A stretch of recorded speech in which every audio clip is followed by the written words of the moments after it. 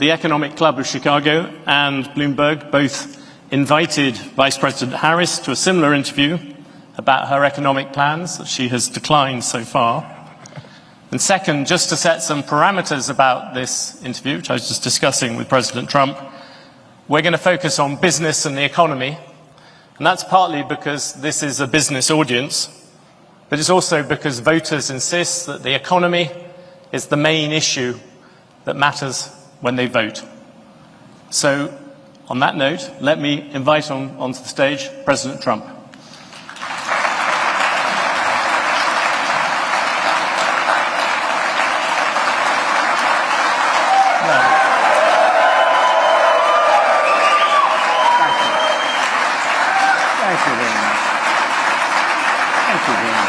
Two things, if you look at it. Number one is for protection of the companies that we have here and the new companies that will move in, because we're going to have thousands of companies coming into this country. We're going to grow it like it's never grown before, and we're going to protect them when they come in, because we're not going to have somebody undercut them. And yes, you're going to find some people who will gain from individual tariffs. The overall effect could be massive in terms of the economy. I agree it's going to have a massive effect, positive effect. It's going to be a positive, not a negative. Well, let me just I know how committed you are to this, and it must be hard for you to spend 25 years talking about tariffs as being negative, and then have somebody explain to you that you're totally wrong. It'll have a negative. It will have. I'll go a step further. 40 million, President Trump, 40 million jobs is a lot of jobs to rely on. They're all coming back. Those are 40 million jobs. Those are 40 million jobs in America that rely on trade. Are you ready? John Deere, great company. They announced about a year ago they're going to build big plants outside of the United States, right? They're going to build them in Mexico. And you threatened them with tariffs and they stopped. That's right. I said, if John Deere builds those plants and not selling anything into the United States, they just announced yesterday they're probably not going to build the plants, okay? I kept the jobs here. Critics say your tariffs will end up being like a national sales tax. Because the country if you have America at the moment has $3 trillion worth of imports, you're going to add tariffs to every single one of them. That is going to push up the cost for all those people who want to buy foreign goods. Now, what's going to happen? That is just simple mathematics, President Trump. It's not. Yeah, it is, but not the way you figure it. I was always very good at mathematics. Yes. Let me tell you, you're saying $3 trillion. That's $3 trillion worth of imports. And they don't have to pay. And the higher the tariff, the more likely it is to have them come into the country. The higher the tariff, the more you're going to put on the value of that piece, those goods, the higher people are going to have to pay in shops. Ready? The higher the tariff, the more likely it is that the company will come into the United States and build a factory in the United States so it doesn't have to pay the tariff. That will take many, as you know, that will take many years. In fact, I'll tell you, there's another theory is that the tariff, you make it so high, so horrible, so obnoxious that they'll come right away.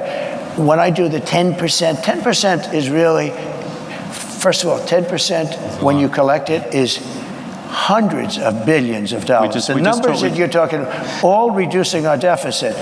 But really, so there's two ways of looking at a tariff. You can do it as a money-making instrument, or you can do it as something to get the companies. Now, if you want the companies to come in, the tariff has to be a lot higher than 10%, because 10% is not enough. Guys, they're not going to do it for 10. But you make a 50% tariff, they're going to come in. And it's been a tough business. It was a great business many years ago. And I would not let U.S. steel be sold to Japanese, by the way. It's psychologically, I think it would be That's the Nippon steel, as you know. Yeah, I wouldn't let it be sold. But I would stop it if it hasn't been completed by the time I'm president, because I think it sets a horrible tone. But I had a lot to do with steel. We were going to lose all our steel companies because China, as you remember, was dumping steel at levels that nobody's ever seen before. And I put a 50% tax on that and a tariff on that, all dumped steel. And it was also bad steel. It was what they call dirty steel. It wasn't good steel, which is a bad thing for structural components of buildings and planes and things like that. They were dumping crap into our country. and I put a 50% tariff. I started at 25, I raised it to 50 because the 25 didn't quite do it. I raised it to 50 and that did it. They stopped dumping steel. And I saved our steel mills by having that. We saved it. We saved our steel. Now, what was left, because we've lost so much, but there are certain companies you have to have. There are certain things you have to have. Steel, you have to have. If you go to war... People are betting that your policies are going to drive up debt, they're going to drive up inflation, so they're going to drive up interest rates. Are the investors wrong? Yeah, I had 4 years no inflation. I had 4 years no inflation. But that was when you had much... I had 4 years. It's better than that. And Biden, who has no idea where the hell he is, okay? Biden went 2 years with no inflation because he inherited from me. And then they started spending money like drunken sailors. What does the Wall Street Journal know? I'm meeting with them tomorrow. What does the Wall Street Journal know? They've been wrong about everything. So have you, by the way. You've been wrong about You're trying to turn this. You're trying to turn this. You've been wrong about You're trying to turn this into debate. There are business people. There are business You're wrong. people. You've been wrong all your life on this stuff. We don't. How about this? Gavin Newsom. He's the governor of California. Newsom. He signed Newsom, like But do you think? No, he corrected me. He corrected me. I said, that's the first time I've been corrected. There are CEOs out here. If they said those sort of things about a rival CEO, they'd be sacked. Do you think it's fine for a president? But they don't have to survive like me. They don't have to go through what I have to go through. There has never been a president that's been treated like me, so I have to fight my own way. Well, you made a. I gotta respect that. You made a very good. You made a very good job. I have to respect He signed a bill in California 2 days ago that you don't even have the right to ask a person for voter ID. And if you ask a person for voter ID, of course you have to show voter ID. The only reason you wouldn't do it because they want to cheat. The bill says you cannot, it's against the law for you to ask a person, may I please see your voter ID when he votes? What is our country coming to? Well, you've given us a tour d'horizon of where that country might be going to. Thank you very much, President Trump. Appreciate it. Thank you very much for the conversation. Well, he was on his ass. He was on his ass. Well, they loved it. He tried to check Trump. Trump wasn't going. But it was so genuine, unscripted. Kamala just so scripted, bro. That's why I can listen to somebody. I enjoyed this. Exactly. That's what the other ones is painful because it's like you know what the person's gonna say. She's rambling. So watching the show you already seen. We haven't heard from Trump in a little minute, so that was refreshing, man. You know what it was. We've been hearing from Kamala. And it's been the same. His logic with the tax makes so much sense because a lot of American businesses moved overseas to outsource so they could have cheap labor and have slave labor and then try to sell it back into America with a high profit. So, you know. That is a finesse. It is. Let's see what they got to say, though. When you talk to the former president about tariffs, do you see it as a bargaining chip or do you think you're going to see tariffs across the board of 20%? I think we should put tariffs on stuff we make and not put tariffs on stuff we don't make. It's pretty simple. And of course it's a bargaining chip. We can't sell a Ford or GM in Europe. You go to Europe, you can't sell a Ford or GM. Why? There's 100% tariffs. How about in Japan? 100% tariffs. So do you think if we said, we're going to tariff you the way you tariff us, do you think they're going to allow Mercedes and all these Japanese companies and Porsches and BMWs to all of a sudden have 100% tariffs in America? Of course not. They're going to come and negotiate, and their tariffs are going to come down. And finally, Ford and General Motors are going to be able to sell in these places. How's that sound, Andrew? Of course they're going to come down. Of course. This is just negotiating. It absolutely makes sense. If you do it strategically, if it's across the board, it creates a real problem. And the question is whether you believe the president is going to do it strategically or across the board. He keeps saying it across the board. Well, when you're running for office, you make broad statements so people understand you. Right. Okay? Tariffs are an amazing tool by the president to use. They're an amazing tool, but he understands don't tariff stuff we don't make.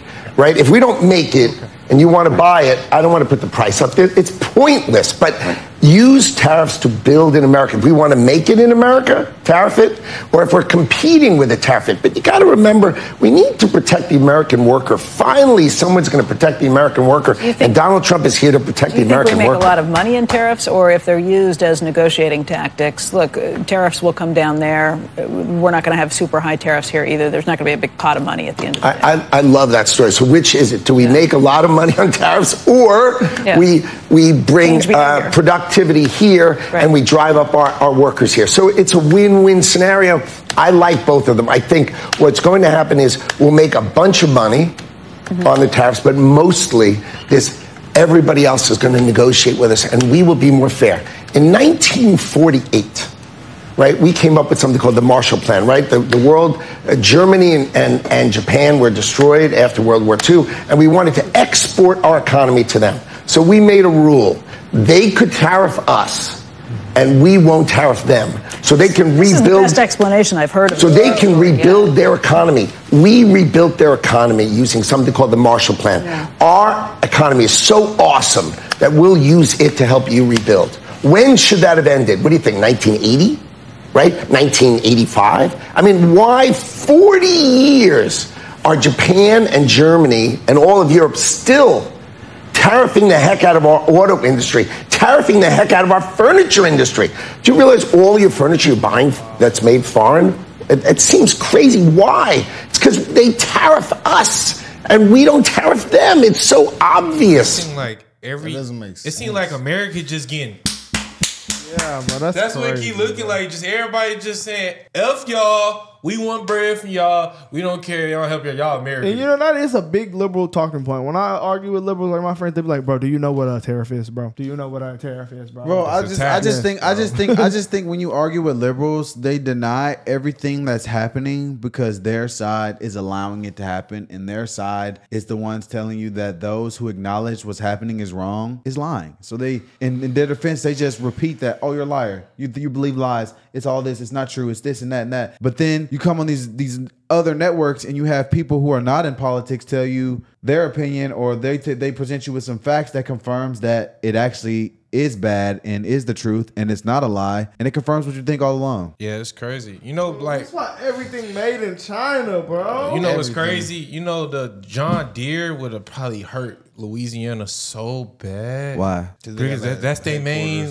That's where their main headquarters at. Oh, really? That economic system all over there would have been effed up. I didn't know that. I didn't know it was in Louisiana. I don't know if it's the headquarters. But they got that also contradicts Kamala's point that he only cares about the billionaires. That's never been never made sense. Because if he, I want you to know that Joe Biden kept the same tax cuts that Trump did. No, but so why are we talking that's about? That's crazy though. Why are we talking about Trump billionaire tax cuts and if you kept the same tax cuts? He's telling those CEOs and billionaires that you can't do that to American people. You have to stay here. So if you do that, I'm going to tariff you. Yeah. But if he cared about them, he would say, "I'll go do your thing, buddy. I care about you." It's all a talking point to scare the working class citizen into falling into the Democrat playbook. That's why I said, bro, this might be the end of the Democrats for real, bro. This might be the new red wave. Because whoever created that, absolutely insane. I technically don't know totally. I mean, it sounds good. They had to do that for Germany. I don't know how it's going to work totally, though. But that is a problem that all our stuff does say made in China, though. Well, I mean, even all the stuff that Trump put in place for the tariffs and the foreign affair like